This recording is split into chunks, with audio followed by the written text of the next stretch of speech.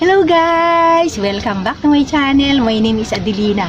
So guys, ang i-share ngayon ng aking mga mulaklak na cactus guys. So excited ang lola nyo na i-share sa inyo yung mga cactus ko guys. Kahit hindi pa siya masyadong bumukadkad ng todo. So yung gitna po kasi nito guys, bilog pa. So hindi pa siya bukadkad na bukadkad. So gusto ko pong i-share sa inyo si aking Gymnoblack. Yan, si Gymnoblack ko guys. Tingnan nyo. Yan, 5 po yung flower niya. Yan o. Yan.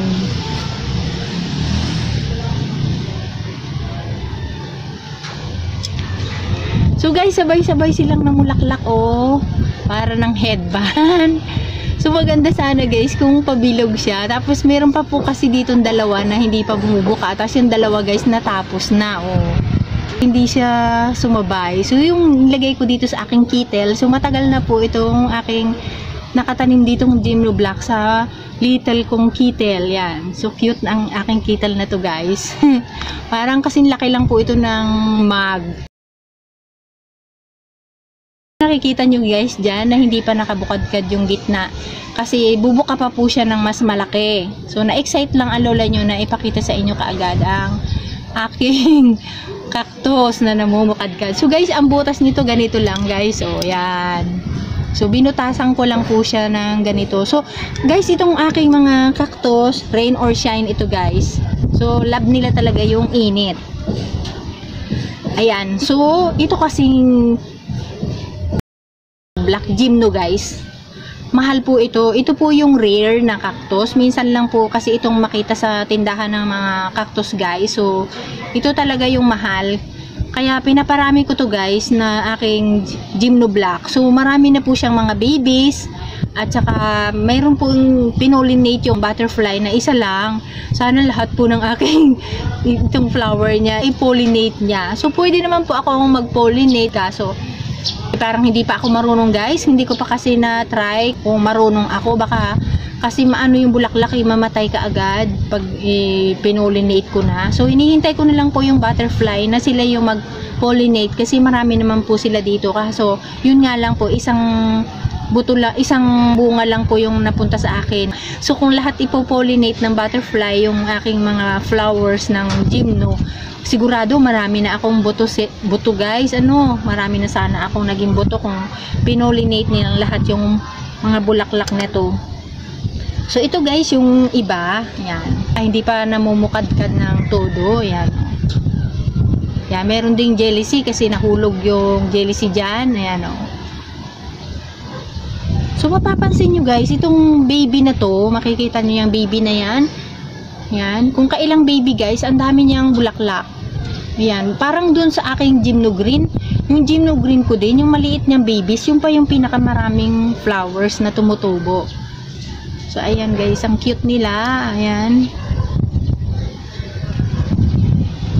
So ito guys, matagal na po ito dito nakatanim. Nung nandun pa ako sa lumang garden, wala po akong fertilizer na pampabulaklak ng aking mga cactus guys. So kusa lang po silang namumulaklak. Dahil ang asawa po yata nito ay ang init. Kasi napapansin ko guys, pag nandito sila sa initan, nung nilipat ko dito guys, masipag silang mamulaklak. Pero nandun naman po ako sa luma kong garden, namumulaklak din po sila. Pero hindi po siya ganito kadami. Pa isa, dalawa, ganun lang po. Hindi siya namumulaklak na guys, kukunti lang yung init doon na nakakasagap lang po ng init yan. Pag yung init, yung araw natapat po sa mismong garden ko. So hindi sila masyadong namumulaklak. So nung nandito na po sila sa direct sunlight, ayan, ang sipag po nilang mamulaklak. Tapos pag natapos pong mamulaklak yan, meron na naman po darating na iba. So tuloy-tuloy po talaga silang namumulaklak guys. So parang nasanay na nga po yung mata ko na parati silang may bulaklak. Hindi na sobrang excited. Hindi katulad nun guys na sobra talagang ang saya ko nung unang-unang bulaklak nito nung nandun pa sa lumang garden. Ang saya-saya ko guys. Tapos hindi ako makapaniwala na totoo palang namumulaklak yung cactus. Yun. So tapos yan, lagi ako nag-collect ng maraming cactus yan. So itong Gymnoblack guys, pinadami ko talaga siya. Kasi nga ito sinabi ko sa inyo na rare cactus ito. At saka mas mahal siya sa mga ordinaryong cactus kasi guys yung mga cactus na iba mura lang. Dati po kasi yung nabibili kong mga cactus sa Farmers Plaza. Nasa 300 lang noon. So, ngayon daw po guys, mahal na buhat nung nagka-COVID. So, nalugi yata kasi guys, di ba 3 months silang nakasarado. So, binabawi siguro. Kaya mahal na po daw ngayon. So, hindi ko pa naman po na-try na pumunta doon sa Farmers ngayon. So, hindi naman po ako lumalabas. So, nakita nyo, nag-unboxing na lang ako ng mga succulent kasi nagpapadeliver na lang po ako dahil hindi po ako makalabas guys. Dito lang tayo sa bahay, bawal lumabas. So, yan. So, yan ang aking mga cactus guys. Wala po akong ginagamit na fertilizer guys. So, gumamit lang po ako ng vermicast noong dumating itong 2020. Pero, itong mga ito guys, wala. Kasi matagal na po silang nakatanim. So, hindi ko na sila nilipat. Dito lang sila guys. So, okay naman po yan. So, ang butas nga lang po nito, maliit oh. Pero rain or shine po sila. So, ang butas naman po nito, sorry butas naman po nito guys. Yan. Yan, binutas-butasan ko lang siya, ganyan. So, ito guys, nakita nyo itong aking Gymnoblock na isa. So, nabili ko guys ito, napakaliit lang. At saka mahal na, 65 pesos po, baby pa lang siya. So, ito, pangalawang beses na niyang pamumulaklak guys ng Gymnoblock ko. So, marami na rin po siyang mga babies. At saka nagkaroon po siya ng flowers, namulaklak siya at mabilis siyang lumaki. Nung nandito na po ako sa direct sunlight kasi love po talaga nila yung sunlight guys. Sa direct sunlight guys, ang love talaga ng mga cactus. Yan. So, ito naman guys, hindi ko pa nakikita kung anong kulay ng flower nito kasi first time lang siyang mamulaklak kasi noon maliit pa po ito. So, itong cactus na to guys, mahaba ang tinik. So, pasensya na po kayo guys kasi sa ibang hindi ko po alam ang mga excuse me, mga pangalan po ng cactus kasi guys, yung binibilihan ko po ng mga cactus noon, pag tinatanong ko po yung pangalan, hindi po nila alam. So, hindi rin nila na-share sa akin yung mga pangalan ng mga cactus. So, hindi ko na po sinearch. Hindi na ako nag-search sa Google kung anong pangalan yan, guys. Ayan. So, mayroon po siyang isang flower. Ayan. So, ito naman pong pink. Iisa ngayon ang bulaklak niya, guys. Pero marami po siyang bulaklak nung mga nakaraan. So, pinost ko din po yan sa Facebook. Marami siyang bulaklak. So, ngayong araw na to, nagsosolo siya. Ang marami, guys, yung mga babies. Marami na ako magiging cactus kasi guys, marami silang mga baby. So, paparamihin ko lang ng paparamihin ng aking mga cactus guys. So, para hindi na ako bibili ng mga cactus. So, yung mga succulent guys, kaya ako bumibili. So, wala pa kasi ako guys na gaanong koleksyon ng mga succulent. So, kasi pinag-aralan ko munang buhayin guys bago ako nagbibili ngayon. Kasi noon, hindi ko pa masyadong kabisadong alagaan yung mga succulent ko. Ngayon, okay na po kasi ngayon, alam ko na po silang alagaan. Yan guys, o yan. So, meron pa rin po ditong ibang cactus guys. So, ito.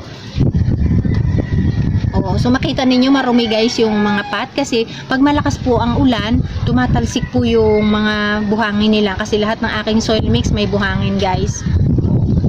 So, lahat sila, maraming butas guys. So, ito, first time po lang yung mamulaklak guys. May nakikita kayo dyan sa gitna na umuusbong. So, yan ang magiging flower niya guys. So, kasi yan, baby pa noon. Kaya ngayon pa lang po.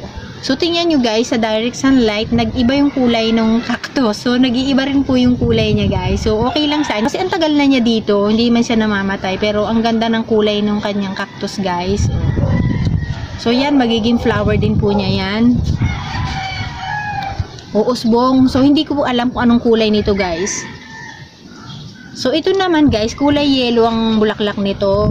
Kaya lang, hindi na natin nakita, guys, kasi may bubong ako dito. So, hindi ko po na-check itong garden ko dahil mababa po yung bubong. Mahirap mag-yuko ng yuko, eh. So, ito, yellow nga po ang flower niya. So, natuyo na yung dulo niya. So, bumuka na siguro. Di ko man lang nakita, guys. So, mataas na siya guys kasi ito ganyan lang po yung laki niya nung itinanim ko. So naging doble na po yung kanyang heights. Ayan parang sobra pa sa doble yung heights niya guys. So tumataas po yata itong cactus na to. Ayan.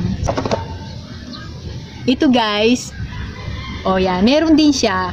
So meron ding jealousy. So ito maliit pa lang yung kanyang magiging flower, tapos meron pa rin ditong isang maliit. So, dalawa yung magiging bulaklak niya. Ang kulay po ng bulaklak naman ito, kasi nakailang beses na rin po itong pamumulaklak. Parang green, parang nagi-green po yung loob ng kanyang flower at saka hindi siya masyadong malaki. So ayan, ganyan yan. So ano pa ba yung iba kong mga... So mayroon ako guys dito na yung aking mahiyaing stinky, hindi naman siya nawawala ng flower. So alisin natin to guys para yun ang ilagay ko kasi ang laki niya. Ay, nilagay ko pa kasi siya, itinanim ko siya sa malaking pot. So ito sana maganda yung mga flower ni stinky guys, kaso masyado nga siyang mahiyain tapos nakatungo siya parati. Ang tawag ko sa kanya mahiyain guys. So ayan, patong muna natin dito guys yung aking mga cactus. So yan si stinky guys. So ito yung aking mother plant ng stinky. So ang dami niyang bulaklak guys dito. Ito guys na stinky kung ito, hindi siya nawawalan talaga ng bulaklak. Ang dami niyang bulaklak, kaso nga nasa ilalim nakatungo siya guys. So makikita natin, ay salamat naman, nagkaroon siya ng flower dito sa dulo. First time kong makita na ng bulaklak dyan sa dulo guys. Ay sorry, ayan guys. So may bulaklak siya, makikita nyo guys, ayan. Yan ang flower niya, buti meron siya sa dulo kasi lagi pong andito sa ilalim yung mga flower niya guys. So ayan, teka bunutin natin yung damo. Ayan guys, makikita ninyo, nakaharang kasi si Jealousy. Yun, makikita nyo guys na may mga bulaklak yan. Ayan, palibot po yan, marami siyang mga bulaklak yan guys. Yun, nakatungo lang kasi siya kaya ang tawag ko sa kanya mahiyain, pero cute po ng bulaklak guys. Yan. Ayan, medyo nakikita din yan. So ito yung mother plant ko ng stinky, nilipat ko dito, dati nasa maliit lang siyang pot, dumami na siya guys. Yun, tapos nagtanim na rin sa ibang pot, pero yung isa kong guys na isang ganito, kasi dalawa yung ginawa kong ganito, nagtampo guys yung isang ganito ko kasi nga ganito din kadami yun umangit po, tapos parang nabulok yung sa kabila. Hindi ko naman alam kung bakit, hindi ko naman siya dinilig, pero pare-parehas lang naman po ang pagdidilig ko sa kanila. Ganyan po siya. So si Jealousy, itinatanim ko talaga kahit saan guys. So tingnan mo dito, kahit sa mga gilid-gilid po tinataniman ko yung si Jealousy, pinapangalat ko. Dito meron din. Ayan. So ayan guys ang aking mga cactus na ini-share ko sa inyo guys, na wala naman po akong nilalagay na fertilizer, pero namumulaklak po sila. Ayan. So yan. Pero kung kayo po mayroong alam gumamit ng fertilizer o gusto ninyong gumamit guys, gamit po kayo, pero ako guys hindi. Takot po kasi akong gumamit ng mga fertilizer guys, kaya yung aking mga halaman guys ano lang, mga natural lang po silang namumulaklak sa akin. Wala akong mga kung ano-anong nilalagay sa kanila guys. Takot po ako kasi. Pero ano daw, yung marami pong gumagamit ng ano yung sinasabi nila, osmokot. Pero hindi ko pa po na-try na gumamit noon. Basta wala po akong ginagamit dito sa aking mga cactus and succulent guys. So pinapabayaan ko lang sila, magkusa silang mamulaklak mag-isa nila guys. Yan. So yan lang po ang share ng lola nyo guys, na ang pamumulaklak ng aking mga cactus. Maraming po salamat sa inyong panonood guys. At kung hindi pa po kayo nakaka-subscribe at ngayon lang po kayo nakabisita sa aking channel guys, subscribe na po kayo. God bless you all. O yun, meron nang dadapo sa aking bulaklak ng cactus guys. So mamaya padadapuan natin ito sa mga butterfly. Sige, bye bye, ingat po kayo. Maraming po salamat.